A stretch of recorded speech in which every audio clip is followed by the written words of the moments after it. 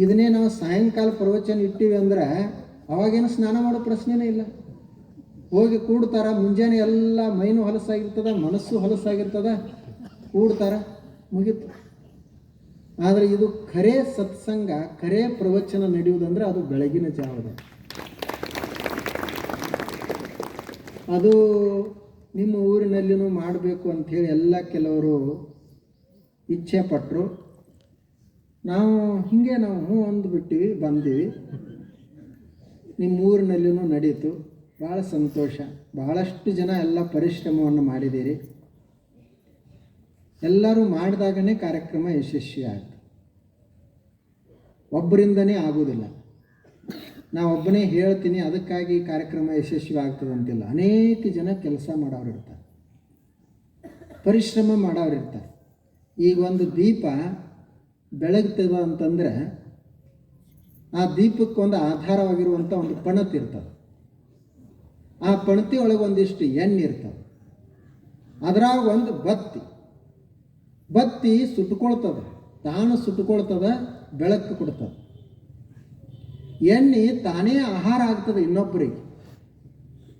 ಆನಂತರ ಅದು ಪಣತೆ ಆಧಾರ ಇದ್ದಂಗೆ ಇರ್ತದೆ.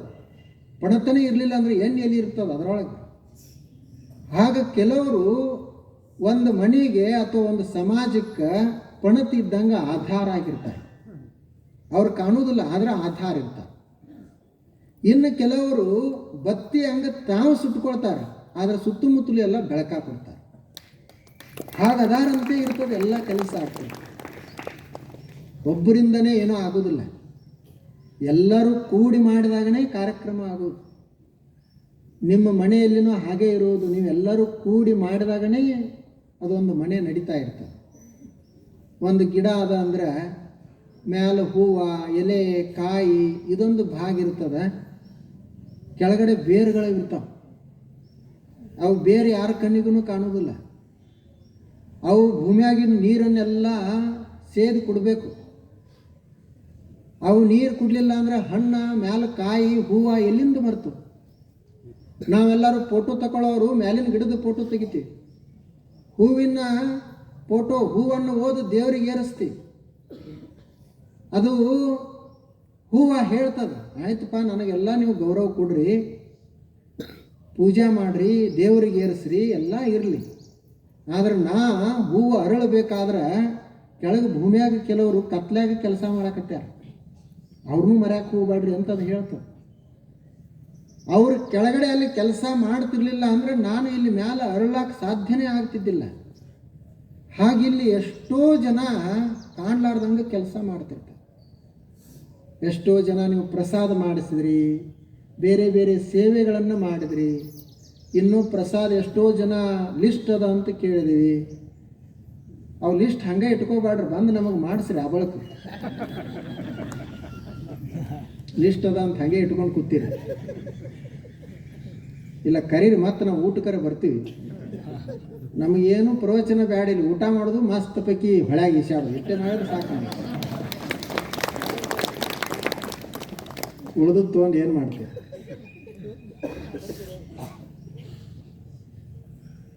ಬಹಳ ಸಂತೋಷವಾಗಿ ನಾವೆಲ್ಲ ಒಂದು 7 ದಿವಸ ಪ್ರವಚನವನ್ನು ನಡೆಸಿದ್ವಿ. ಇವತ್ತು ನಮ್ಮ ಮಹಾಂತೇಶ ಗುರುಗಳು ಬಂದಿದ್ದಾರೆ. ಮೊದಲನೇ ದಿವಸ ಬಂದಿದ್ದರು, ದಿವಸ ಬರ್ತೀವಿ ಅಂತ ಹೇಳಿದರು. ಅವರಿಗೆ ಆರೋಗ್ಯ ಸರಿ ಉಳಿದಿಲ್ಲ. ಇವತ್ತೂ ಭಾಳ ಅವರು ಕಷ್ಟಪಟ್ಟು ಬಂದಿದ್ದಾರೆ. ಯಾಕ್ರೆ 15 ದಿವಸ 7 ಅಂತಂದು ನಾವು ಹೇಳಿದೆ ಅವ್ರಿಗೆ. ನಾವು 15 ಅಂದಿದ್ರೆ 7 ಅಂತ ತಿಳ್ಕೊಬೇಕು. ತಿಂಗಳು ಅಂದಿವಿ ಅಂದರೆ 15 ದಿವಸ ಅಂತ ಇಟ್ಕೊಳ್ಬೇಕು. ಅವರು ಇವತ್ತು ಬಂದಿದ್ದಾರೆ. ಅವ್ರ ಮಾತುಗಳನ್ನು ಕೊನೆಗೆ ಸ್ವಲ್ಪ ಕೇಳೋಣ. ತಾವೆಲ್ಲ ಬಹಳಷ್ಟು ಸೇವೆಯನ್ನು ಮಾಡಿದ್ರಿ. ಮಾಡೇವಿ ಅಂತ ನೆನಪಿಟ್ಟುಕೊಂಡ್ರಿ ಅಂದರೆ ತ್ರಾಸ ಆಗ್ತದೆ. ಮಾಡಿದ್ವಿ ಮರ್ತೀವಿ ಅಂದ್ರೆ ಆರಾಮ್. ನೀವು ಹಾಗೆ ಇರಬೇಕು, ನಾವು ಹಾಗೆ ಇರಬೇಕು. ನಾವು ಅಲ್ಲಿ ಹೋದ್ವಿ 7 ದಿವಸ ತನಕ, ಅವ್ರು ಹಿಂಗೆ ಮಾಡಿದರು, ಇವ್ರು ಹಿಂಗೆ ಮಾಡಿದರು, ಅದು ಆಯ್ತು ಪ್ರವಚನ, ಇದು ಆಯ್ತು ಪ್ರವಚನ. ನಾವು ನೆನಪಿಟ್ಟುಕೊಂಡ್ರೆ ಮತ್ತು ನಮ್ಮ ಆಶ್ರಮಕ್ಕೆ ಹೋದರೂ ಬಂಧನನೇ, ದುಃಖ. ಆಯಿತು ಮಾಡಿದ್ವಿ, ಮರ್ತು ಬಿಡೋದು. ನೀವು ಕೇಳಿದ್ರಿ, ಮರ್ತು ಬಿಡೋದು. ಕೊನೆಗೆ ಏನು ಹೇಳಿದ್ರಿ ಏನೋ ನಮಗೂ ನೆನಪಿಲ್ಲ ಅಂತ ಹೇಳಿದ್ರು. ಏನೇನೋ ಹೇಳಿದರು, ಬಂದ್ವಿ, ಕೇಳಿದ್ವಿ, ಯಾವ ಶಾಸ್ತ್ರ ಇಲ್ಲ ಪಾಸ್ತ್ರ. ಆರಾಮ್ ಹೋಗಿ ಕೂತೀವಿ.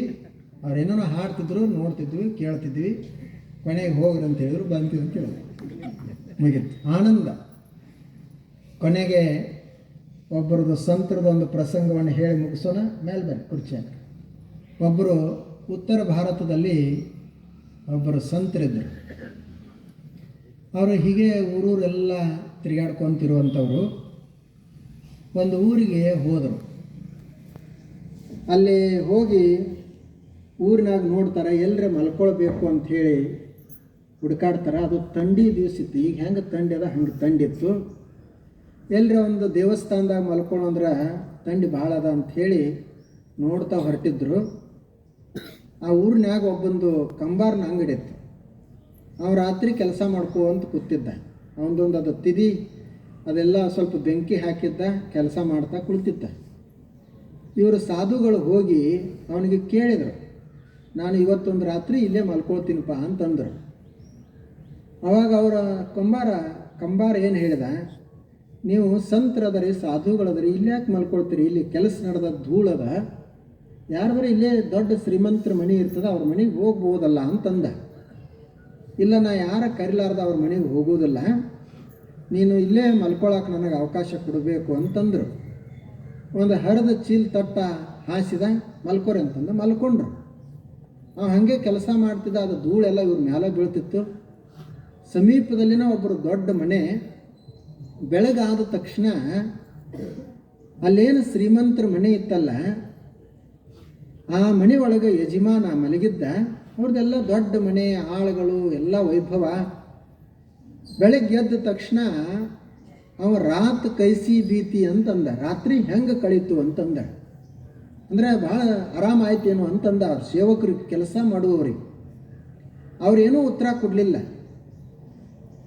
ಈ ಮಾತ ಅವ ಏನು ಕಂಬಾರನ ಅಂಗಡಿಯಾಗ ಮಲಗಿದ್ದ ಸಾಧು ಅವ್ರಿಗೆ ಕೇಳಿಸ್ತು. ಅವ್ರು ಅಲ್ಲಿಂದನೇ ಹೇಳಿದರು, ಅಲ್ಲೇ ಸಮೀಪ ಅವರು.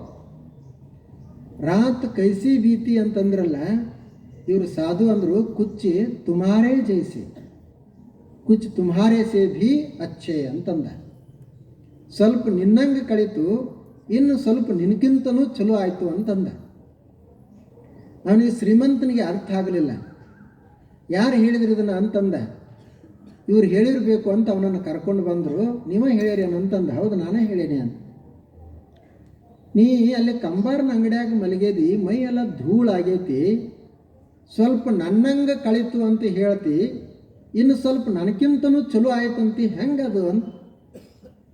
ನಾ ಮಲಗೇನಿ ದೊಡ್ಡ ಮನ್ಯಾಗ, ಎಲ್ಲ ಮಾಸ್ಟರ್ ಬೆಡ್ ಆದ. ನಾ ಇಲ್ಲಿ ಮಲಗೇನಿ, ನೀನು ಹರಿದು ಚೀಲ ತಟ್ಟದ ಮೇಲೆ ಮಲಗೇದಿ, ನಿಂದ ನಂದ ಇಬ್ರದ್ದು ಹೆಂಗೆ ಸಮಾನ ಆಗ್ತೈತಿ ಅಂತಂದ. ಅವಾಗ ಅವ ಸಾಧು ಅಂದ, ನೋಡು, ನೀನು ಗಾದಿ ಮೇಲೆ ಮಲಗೇದಿ, ದೊಡ್ಡ ಮನೆ ಒಳಗದ. ನಾನು ಕಂಬಾರನ ಅಂಗಡಿಯಾಗ ಹರಿದು ಚೀಲ ತಟ್ಟದ ಮೇಲೆ ಮಲಗೇನಿ. ಅದರ ನೆನಪಿಟ್ಕೋ, ಯಾವಾಗ ನಿನಗೆ ನಿದ್ರೆ ಹತ್ತಿತು, ನಿನಗೆ ಗಾದಿ ನೆನಪಿಲ್ಲ. ಯಾವಾಗ ನನಗೆ ನಿದ್ರೆ ಹತ್ತಿತು, ಅವಾಗ ನನಗೆ ಹರಿದು ಚೀಲ ತಟ್ಟದ ನೆನಪಿಲ್ಲ. ಅಂದ್ರೆ ನಾವು ನಿದ್ರೆಯಾಗಿಬ್ರು ಸಮಾನ ಅದೀವಿ. ನಿದ್ರೆಯಾಗಿಬ್ರು ಸಮಾನ.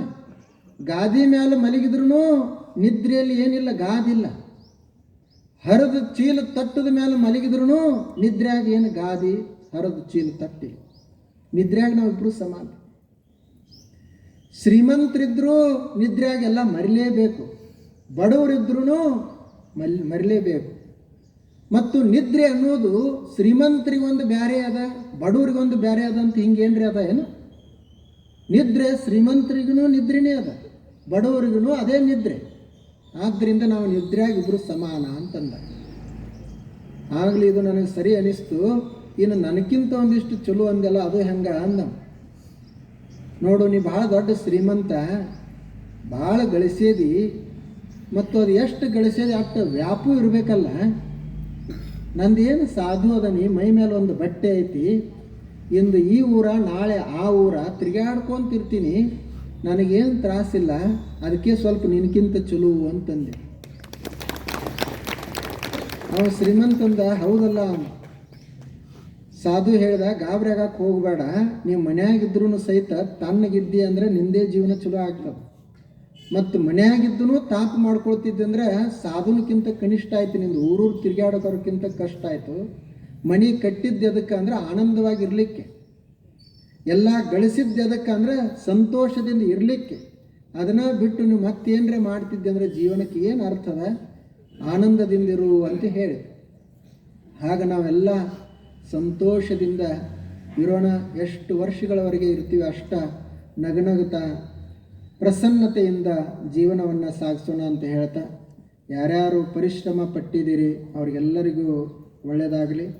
ಬಹಳಷ್ಟು ಎಲ್ಲ 7 ದಿವಸ ಅಂತಲ್ಲ, ನಾನು 10 ವರ್ಷ ಮೇಲೂ ಆಗಿರ್ಬೇಕು. ಪ್ರತಿ ವರ್ಷ ಮೇಲಿಂದ ಮೇಲೆ ನಿಮ್ಮ ಊರಿಗೆ ಬರ್ತಾನೆ ಇರ್ತೀನಿ. ಬಹಳಷ್ಟು ಜನ ಸೇವೆ ಮಾಡ್ತಾರೆ, ಅಲ್ಲಿ ಆಶ್ರಮದಲ್ಲಿನೂ ಬಂದು ಮಾಡ್ತಾರೆ. ಅವ್ರದ್ದು ಒಬ್ಬರದೇ ಹೆಸರು ತೊಗೊಂಡಿವಿ ಅಂತಂದರೆ ಉಳಿದವ್ರು ಮತ್ತೆ ಬಿಡ್ತಾರೆ. ಅದಕ್ಕೆ ಯಾರ್ದು ತೊಗೊಳಿಲ್ಲ, ಯಾರ್ದು ತೊಗೊಳಿಲ್ಲ ಅಂದರೆ ಎಲ್ಲರೂ ಬರ್ತಾರೆ. ಯಾರ್ದಾರ ಒಬ್ಬರು ತೊಗೊಂಡಿವಿ ಅಂದರೆ ಅವ್ನು ಒಬ್ಬನೇ ತೊಗೊಂಡ್ರೆ ಅವನೇ ಹೋಗಲಿ ಅಂತ ಉಳಿದವ್ರು ಬಿಡ್ತಾರೆ. ಅದಕ್ಕೆ ಯಾರ್ದು ಹೆಸರು ತೊಗೊಳ್ಳೋದಿಲ್ಲ. ನಮ್ಮದು ಹೆಸರಿಲ್ಲ ನೋಡ್ರಿ, ಇಲ್ಲಿ ಏನು ಹಿಂದೆ ಬಟ್ಟೆ ಅದ, ಇಲ್ಲಿ ಯಾರ್ದು ಫೋಟೋ ಇಲ್ಲ, ಹೆಸರಿಲ್ಲ. ಹೆಸರು ನಮ್ಮ ಯಾರು ಕೇಳ್ತಾರೆ ಮುಂದೆ? ಹೇಳಿ ಹೆಸರಿಲ್ಲಾರ್ದಾಗ ಹೋಗುವಾಗ ಹೆಸರು ಆ ಫೋಟೋ ನಮ್ಮ ಯಾರು ಕೇಳ್ತಾರೆ? ಇರು ತನ ಸುಮ್ಮ ಮಾಡೋದದ. ಇವ್ರು ಹಿಂದೆ ಬ್ಯಾನರ್ ಹಾಕ್ಬೇಕಂತ ಮಾಡಿದ್ರು. ಏನು ಬ್ಯಾನರ ಪನ್ನರ ಏನು ಬೇಡ, ಸ್ಟೇಜ್ ಸುಮ್ಮ ಒಂದು ಕೂಡಕ್ಕೆ ಎತ್ತರಿದ್ರೆ ಸಾಕು, ಕಾಣಬೇಕು ಅಷ್ಟೇ ಎಲ್ಲರಿಗೂ. ಅಷ್ಟು ಕಂಡ್ರೆ ಸಾಕು ಅಂತ ಹೇಳಿದ್ವಿ. ಭಾಳ ವ್ಯವಸ್ಥೆಯನ್ನು ತಾವೆಲ್ಲ ಮಾಡಿದ್ರಿ, ಭಾಳ ಸಂತೋಷ.